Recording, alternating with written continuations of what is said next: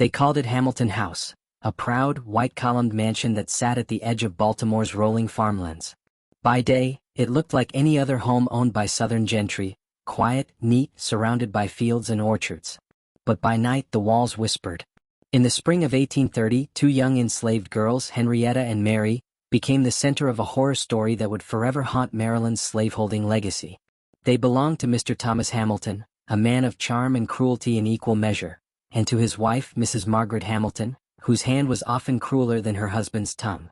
The Hamiltons were respected in their neighborhood, known for fine manners, church attendance, and wealth built on tobacco and cotton. Visitors admired their estate, the polished silver on the tables, the sermons Thomas quoted about discipline and order. No one imagined the screams behind closed doors. Frederick Douglass, who lived not far from their property and later immortalized their crimes in his 1845 autobiography, described those nights. "I have seen Mary's head, neck, and shoulders literally cut to pieces."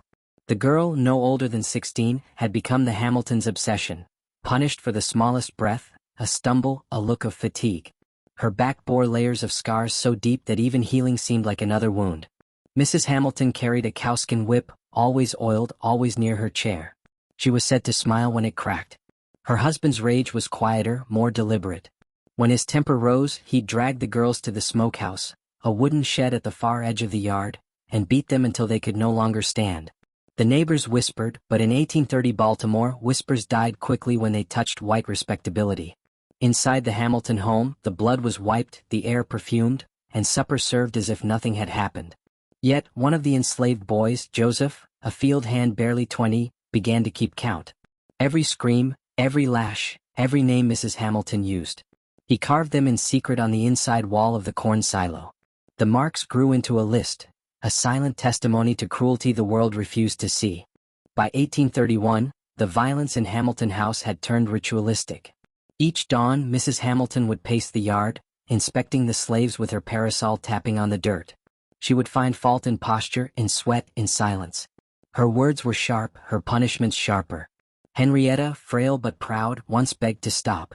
Her plea only deepened Mrs. Hamilton's fury.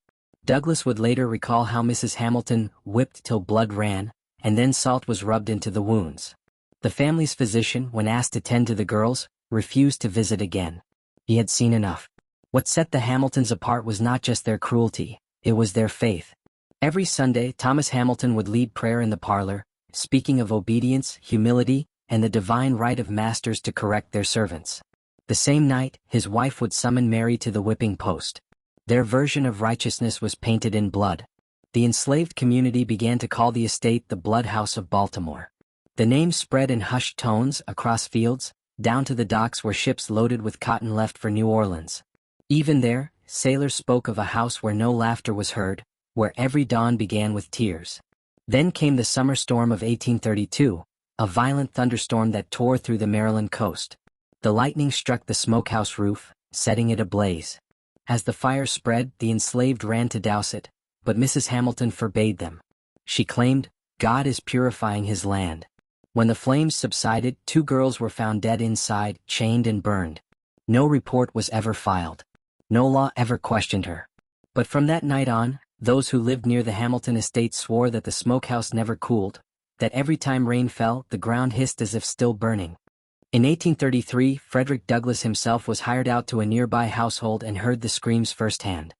He wrote later, "It was the blood-stained gate, the entrance to the hell of slavery." His words weren't metaphor. They were memory. Baltimore officials ignored the stories. The Hamiltons were wealthy, connected, and white, and the voices accusing them were enslaved. Even preachers who visited their home praised their orderly household. Mrs. Hamilton donated to the church. Her name was spoken in sermons. But not one of those holy men dared to walk to the smokehouse at night. Meanwhile, Joseph, the enslaved man who had once carved his record, began to plan an escape. He could not save Henrietta or Mary, but he could carry their names to someone who would listen. One night, under a full moon, he fled toward the harbor, his hands still raw from work, his heart pounding with grief. He didn't make it far. Caught near Fells Point, Joseph was beaten in the street. Witnesses said Mrs. Hamilton herself watched, expression calm, a handkerchief pressed to her lips. He died 2 days later, nameless in city records, buried without a marker. The Hamiltons lived on, untouched by consequence, unbothered by conscience. The plantation's crops failed in 1834, and Mr. Hamilton's health began to decline, but even then Mrs. Hamilton's cruelty never softened. Those who survived under her ownership remembered her as the woman with a whip for a hand. By 1840, the Hamilton estate had begun to crumble. Servants fled, crops withered, and the mansion's paint peeled away under years of storms. The once grand parlor was silent except for the echo of dripping water through cracked ceilings. Thomas Hamilton died that winter, fevered and delirious, calling out names, Henrietta, Mary, over and over. His wife buried him behind the house, near the magnolia tree where he had once tied their slaves for punishment. She never remarried. Locals say that after his burial, no one saw Mrs. Hamilton smile again. The laughter that once followed her cruelty turned to murmurs.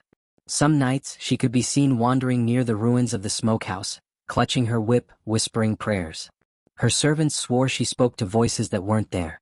When she died in 1842, her will left the house to her nephew, but he refused to live in it. He sold the land to the city, and over time, it became overgrown, then forgotten. Today the site sits near the edge of what is now East Baltimore. No sign marks where it stood.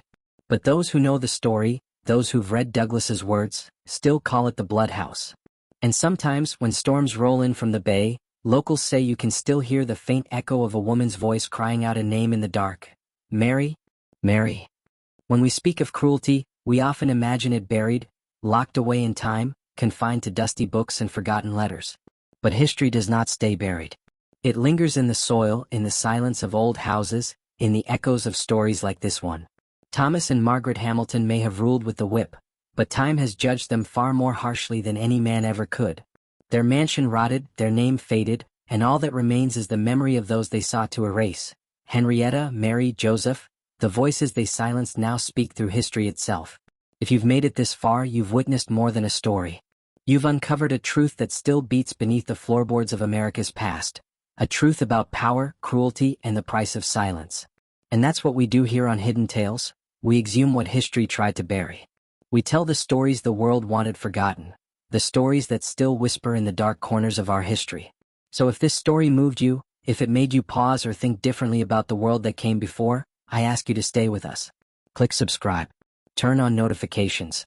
And join this growing community of people who dare to remember. Because the only way to keep the truth alive is to keep telling it. Every week, we dig deeper into America's buried past, uncovering the masters, the rebels, the lost souls, and the places where the ghosts of history still walk. Your comments, your voice, your curiosity, they breathe life into the stories of those who were denied theirs. This isn't just a channel. It's a reckoning. So, if you believe that history's darkest corners deserve light, that the forgotten deserve remembrance, then join us. Because here at Hidden Tales, the past never really dies. It waits. And we'll be here to tell you what it whispers next.